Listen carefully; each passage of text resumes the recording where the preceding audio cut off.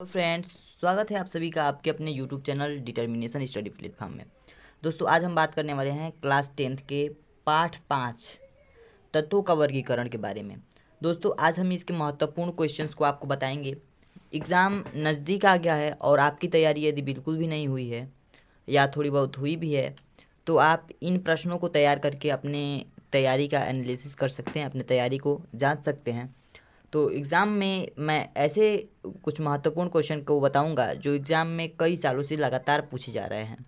So friends, अगर हम दीर्घ उत्तरीय प्रश्न की बात करें तो ये 7 नंबर के टोटल पूछे जाते हैं ये बोर्ड एग्ज़ाम में। ठीक है, 7 नंबर के पूछे जाते हैं। यदि आप इन प्रश्नों को तैयार कर लेते हैं तो हो सकता है कि इन प्रश्नों में से एग्जैक्ट यही प्रश्न आपसे पूछा जाए। सो फ्रेंड्स, यदि हम पहले प्रश्न की बात करें तो आप देख सकते हैं यहाँ पे मेंडलीफ की आवर्त सारणी के गुणों तथा दोषों का उल्लेख कीजिए। दोस्तों, इसमें बताना है कि जो मेंडलीफ थे ये आवर्त सारणी में इनका क्या दोष था, इनसे क्या गलतियां हुई थी और क्या लाभ हुआ, क्या गुण हुआ, क्या सहायता मिली।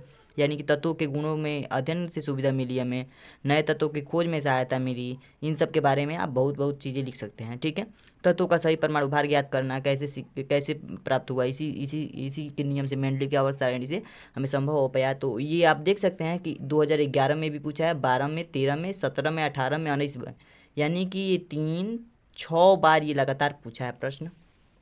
सो फ्रेंड्स, यह प्रश्न बहुत ही इंपॉर्टेंट है, आप इसे ज़रूर से ज़रूर तैयार कर लीजिएगा। आगे देखिए, आगे हम बात करें आवर्त सारणी। दूसरा क्वेश्चन है, आवर्त सारणी में किसी आवर्त में बाएं से दाएं चलने पर परिवर्तन तथा लक्षण का उल्लेख कीजिए। अर्थात आवर्त सारणी के लक्षण, यानी कि आवर्त सारणी के लक्षण को इसमें व्यक्त करना है। तो ये भी प्रश्न कई बार पूछा गया है 11, 13 और 15 में। सो फ्रेंड्स, आप इसे भी तैयार कर लीजिएगा, ये भी इंपॉर्टेंट क्वेश्चन है। तो अगला देखिए, अगला क्वेश्चन है 3 नंबर वाला, मेंडलीफ के आवर्त नियम और आधुनिक आवर्त नियम के बीच अंतर स्पष्ट कीजिए।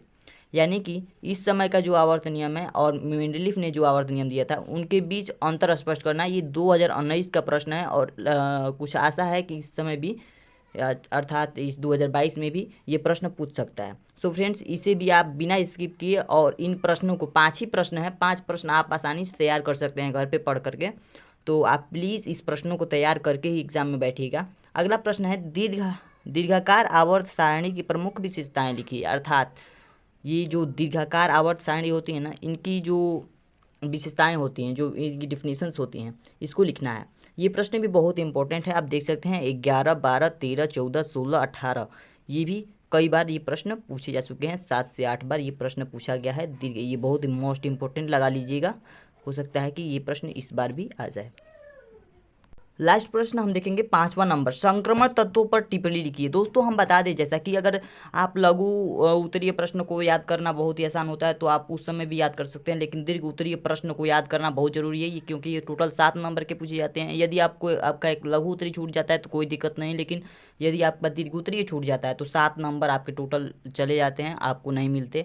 तो इसलिए 5वां क्वेश्चन है हमारा संक्रमण तत्वों पर टिप्पणी। और मैं आपसे बार बार रिक्वेस्ट कर रहा हूँ, जितना भी इंपॉर्टेंट क्वेश्चन बता रहा हूँ प्लीज़ उसको तैयार करते रहिएगा, आप लोग तैयार कर लीजिएगा, जिससे आपको एग्जाम में अधिक से अधिक सहायता मिल सके।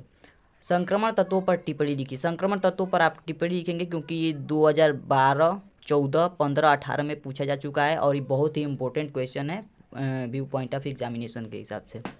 सो फ्रेंड्स, जैसा कि मैंने आज केमिस्ट्री के लास्ट वाले लेसन के बारे में बताया, और धीरे धीरे आपको सभी चैप्टर के सभी इंपॉर्टेंट क्वेश्चन मैं बता दूंगा। और यदि आपको वीडियोस उसकी सॉल्यूशंस भी चाहिए तो आप प्लीज़ कमेंट करके बताइए।